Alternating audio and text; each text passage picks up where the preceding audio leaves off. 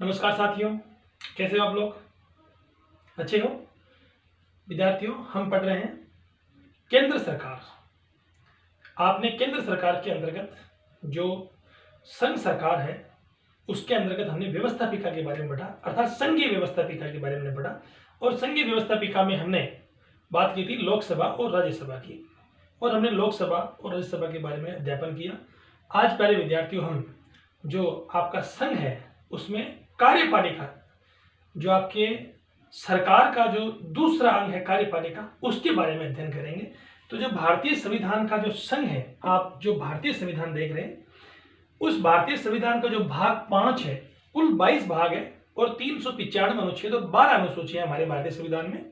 तो उनमें से भारतीय संविधान का भाग 5 या पार्ट 5 है, उसमें संघ या केंद्र सरकार के बारे में वर्णन किया गया है, और यह अनुच्छेद 52 से 151 तक है। इसके अंतर्गत जो संघ है उस विषय में जो हमारा जो भाग 5 का जो मुख्य विषय सूची है उसमें क्या है?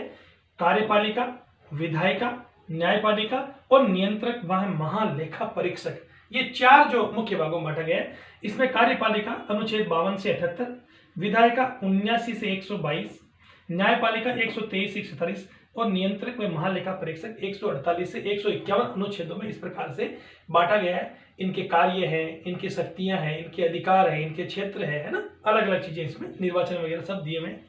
अब हम आज विधायिका पढ़ने के बाद, हमने विधायिका में क्या पढ़ा?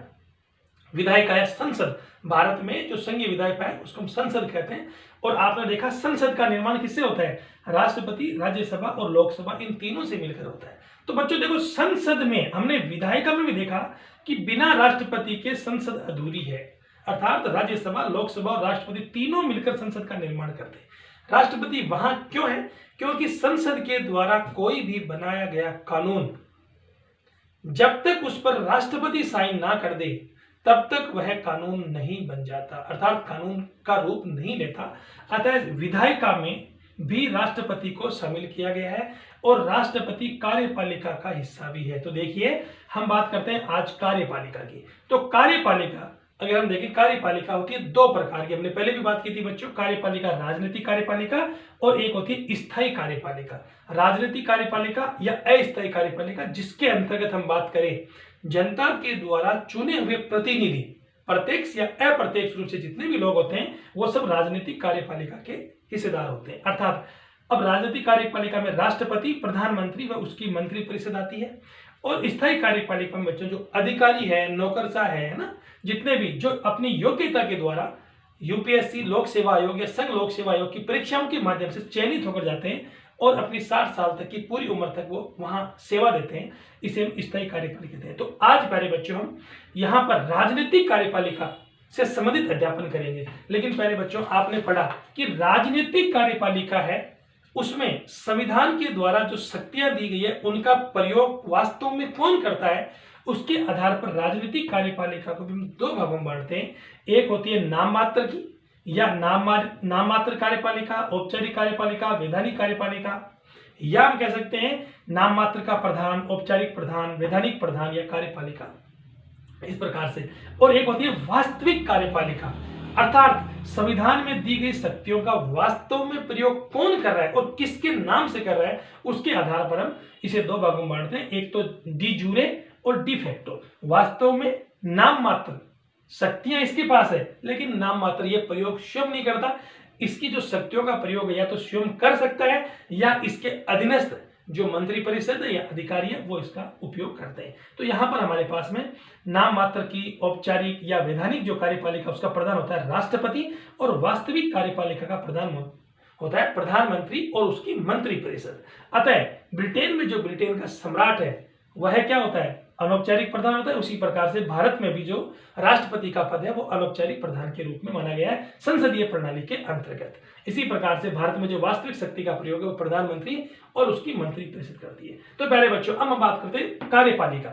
जो भारतीय संविधान की जो कार्यपालिका हमने पढ़ा, भारतीय संविधान की जो कार्यपालिका है वो अनुच्छेद 52 से 78 तक इसमें कार्यपालिका के बारे में वर्णन किया गया है। तो देखिए, इसमें संघ और भारतीय संघ की कार्यपालिका और कार्यपालिका में अनुच्छेद 52 से 78 तक। तो इसमें देखिए, सबसे पहले राष्ट्रपति।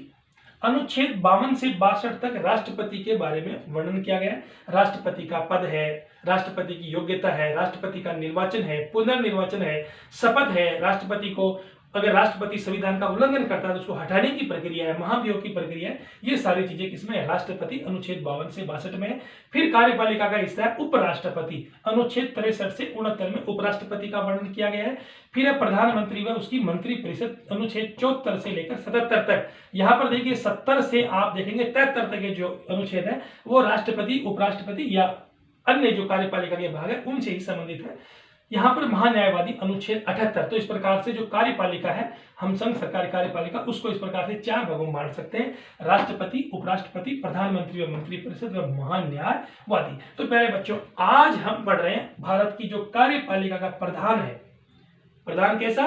नाम मात्र का प्रधान, अर्थात औपचारिक प्रधान, या हम कह सकते हैं वैधानिक कानूनी प्रधान, और जिसे हम कहते हैं राष्ट्रपति। क्या कहते हैं उसको? राष्ट्रपति। अतः हम आज राष्ट्रपति के बारे में अध्ययन करेंगे। तो प्यारे बच्चों, सबसे पहले देखिए भारत में राष्ट्रपति का पद, इसके बारे में कहां वर्णन किया गया है? तो देखो, संविधान का अनुच्छेद 52 कहता है कि भारत का एक राष्ट्रपति होगा। यहां पर जो पद की बात है, राष्ट्रपति पद के बारे में जो चर्चा की गई है वो संविधान के अनुच्छेद 52 में की गई है। फिर देखिए अनुच्छेद 53। अनुच्छेद 53 कहता है संविधान का कि भारत का जो राष्ट्रपति है वो संघीय कार्यपालिका का प्रधान होगा एवं संघीय जो शक्ति है, संविधान के द्वारा प्राप्त शक्ति है, उसका प्रयोग या तो स्वयं करेगा या अपने अधीनस्थ पदाधिकारियों के माध्यम से करवाएगा। अतः अनुच्छेद 53 क्या कहता है? कार्यपालिका के में या राष्ट्रपति के कार्यों की बात करता है। तो राष्ट्रपति कार्यपालिका का प्रधान होगा, अर्थात संघ की कार्यपालिका शक्ति राष्ट्रपति में निहित होगी। इस शक्ति का प्रयोग, कौन सी शक्ति? संघ की कार्यपालिका शक्ति का प्रयोग राष्ट्रपति या तो स्वयं करेगा या अपने अधीनस्थ पदाधिकारियों के माध्यम से करेगा। किसमें कहा गया है? अनुच्छेद 53 में। फिर आता है राष्ट्रपति की नियुक्ति व निर्वाचन, बहुत ही महत्वपूर्ण बिंदु। हम देखते हैं 52, 53 और अनुच्छेद 54। तो प्यारे बच्चों, राष्ट्रपति का जो निर्वाचक मंडल है, नियुक्ति करने के लिए एक निर्वाचक मंडल होता है, अर्थात हमें किसी प्रतिनिधि को चुनना है तो प्रतिनिधि चुनने के लिए एक इलेक्टोरल कॉलेज होता है जो अपने में से या किसी और व्यक्ति को जब चुनेगा तो वहां पर इलेक्टोरल कॉलेज या निर्वाचक मंडल की आवश्यकता होगी। तो संविधान का अनुच्छेद 54 एक निर्वाचक मंडल की बात करता है जो राष्ट्रपति का चुनाव करेगा। अर्थात इस निर्वाचक मंडल में कौन होते हैं बच्चों? निर्वाचक मंडल के अंदर की बात जाए तो संसद के दोनों सदनों, अर्थात लोकसभा व राज्यसभा के सभी निर्वाचित सदस्य कैसे? निर्वाचित। क्योंकि संसद में देखिए, लोकसभा में 2 सदस्य मनोनीत होते हैं और राज्यसभा में 12 सदस्य राष्ट्रपति द्वारा मनोनीत होते हैं। लेकिन यहां बात किसकी हो रही है? संसद के दोनों सदनों, लोकसभा और राज्यसभा के सभी निर्वाचित सदस्य कितने हो गए? 543 प्लस 233, 776 सदस्य हैं, वो राष्ट्रपति के निर्वाचन में भाग लेंगे। कौन से? संसद के दोनों सदनों के। इसी प्रकार से नंबर 2, एक नंबर 2 हो गए संसद के, नंबर 2 राज्यों की विधानसभाओं व संघ राज्य क्षेत्रों की विधानसभाओं के सभी निर्वाचित सदस्य, जिनकी लगभग संख्या 4120, वो सभी भी विधायक क्या करते हैं? राष्ट्रपति के निर्वाचन में अपना भाग देते हैं या वोट देते हैं। अतः यह हो गया निर्वाचक मंडल। कौन? संसद के दोनों सदनों के निर्वाचित सदस्य और राज्यों की सभी विधानसभाओं व संघ राज्य क्षेत्रों की विधानसभाओं। 70वें संविधान संशोधन 1992 के द्वारा पांडिचेरी और दिल्ली की विधानसभा है, उनके सदस्यों को भी राष्ट्रपति के निर्वाचन में शामिल कर लिया गया है। तो इस प्रकार से यह हो गया दोनों। फिर देखिए निर्वाचन का तरीका। तो संविधान का अनुच्छेद 55 राष्ट्रपति के निर्वाचन का जो तरीका है, जो प्रणाली है, उसके बारे में बात करता है, रीति की बात करता है कि किस प्रकार से राष्ट्रपति का निर्वाचन होगा। तो प्यारे बच्चों, राष्ट्रपति का निर्वाचन भारत में प्रत्येक जनता के द्वारा नहीं किया जाता है, अप्रत्यक्ष निर्वाचन होता है। अर्थात जनता के द्वारा चुने हुए प्रतिनिधि कौन? लोकसभा व राज्यसभा के जो सदस्य हैं एवं राज्यों की विधानसभाओं के जो निर्वाचित सदस्य हैं वो क्या करते हैं? राष्ट्रपति का चुनाव करते हैं। अर्थात भारत में अनुच्छेद 55, संविधान के अनुच्छेद 55 के अनुसार चुनाव कैसा होगा? अप्रत्यक्ष चुनाव होगा। और इसका दूसरा बिंदु है चुनाव, अप्रत्यक्ष चुनाव के अंतर्गत अनुपातिक प्रतिनिधित्व की एकल संक्रमणीय मत प्रणाली के द्वारा राष्ट्रपति का चुनाव होता है। और राष्ट्रपति के चुनाव में राष्ट्रपति के जो उम्मीदवार होते हैं, 1, 2 या 2 से अधिक, उनको एक निश्चित कोटा प्राप्त करना होता है। जो वोट पड़ते हैं उन वोटों के लिए निश्चित कोटा प्राप्त करना होता है। और वो कोटा क्या होता है बच्चों? वो कोटा होता है निश्चित कोटा बराबर किसे निकालेंगे? डाले गए वैध मतों की संख्या, अर्थात सभी विधानसभाओं के निर्वाचित सदस्य और 776 जो सांसद होते हैं उनके जो वोट है, अर्थात इन सब जो वोटों का जो वैध मतों की संख्या होती है, जो रिजेक्ट मत हो गए उनको नहीं, जो वैध मतों की संख्या होती है उनमें रिक्त पद प्लस 1। तो भारत में राष्ट्रपति कितने पद है? 1 पद है। तो रिक्त पद किसमें लिखती हूँ? 1। उसमें क्या जोड़ा? 1।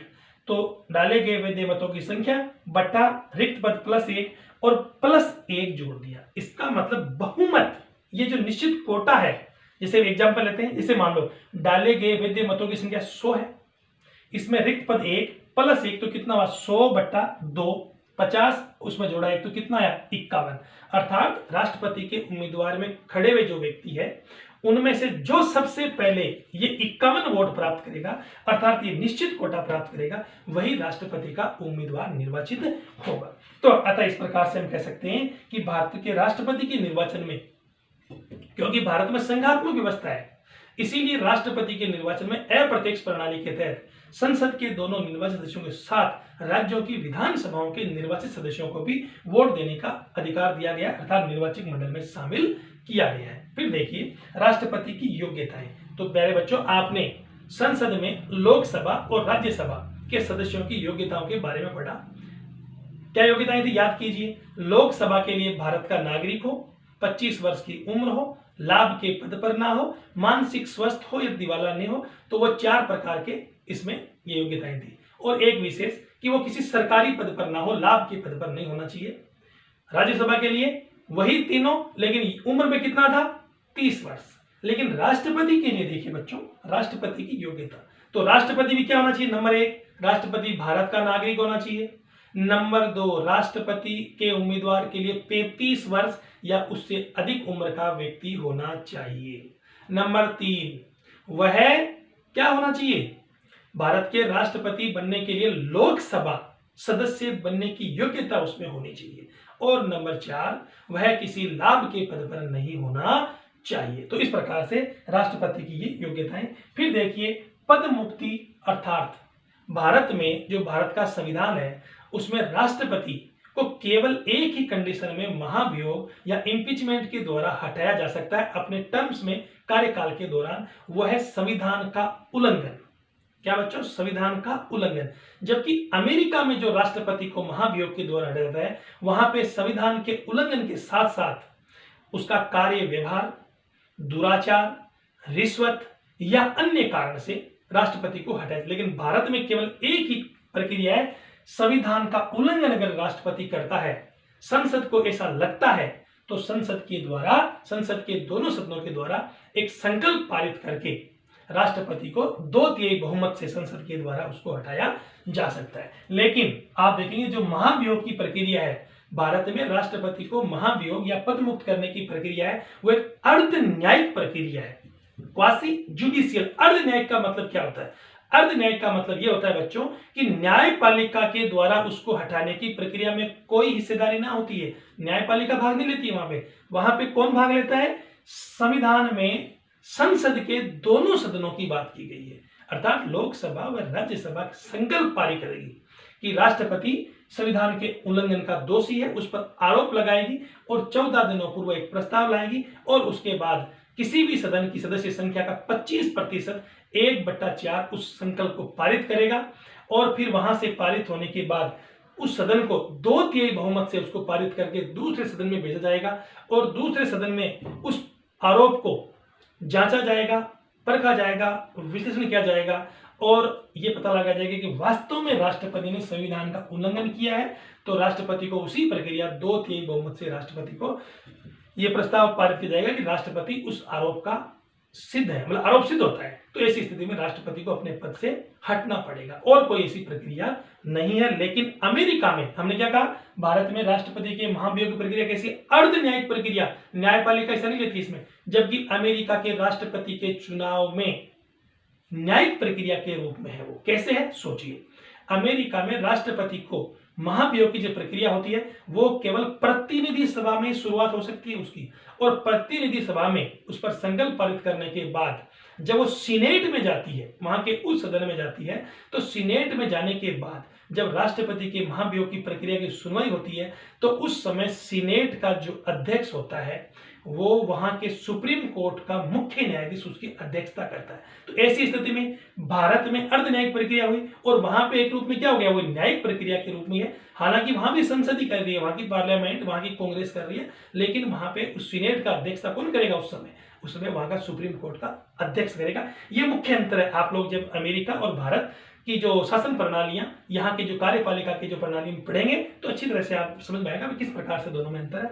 फिर बात करते हैं बच्चों कार्यकाल। तो भारत में राष्ट्रपति का जो पद का कार्यकाल है वो कितने साल का होता है, 5 साल का होता है, लेकिन महाभियोग की प्रक्रिया के द्वारा उसको पहले भी हटाया जा सकता है, जिसके बारे में अनुच्छेद 61 में वर्णन किया गया। अब इसके बाद में हम प्यारे बच्चों राष्ट्रपति के कार्य, राष्ट्रपति की शक्तियां और राष्ट्रपति के जो अधिकार है उनके बारे में पढ़ेंगे, जिसके अंतर्गत राष्ट्रपति की सामान्य शक्तियां और राष्ट्रपति की विशेष शक्तियां या जो संक्रमणकालीन शक्तियां हैं, आपातकालीन शक्तियां हैं, वीटो शक्तियां हैं, इनके बारे में अध्ययन कीजिए। तो आप एक बार इसको आराम से थोड़ा देखिए किस प्रकार से भारत में राष्ट्रपति का पद है और राष्ट्रपति के कार्य और जो सिद्धांत है वो दिए हुए।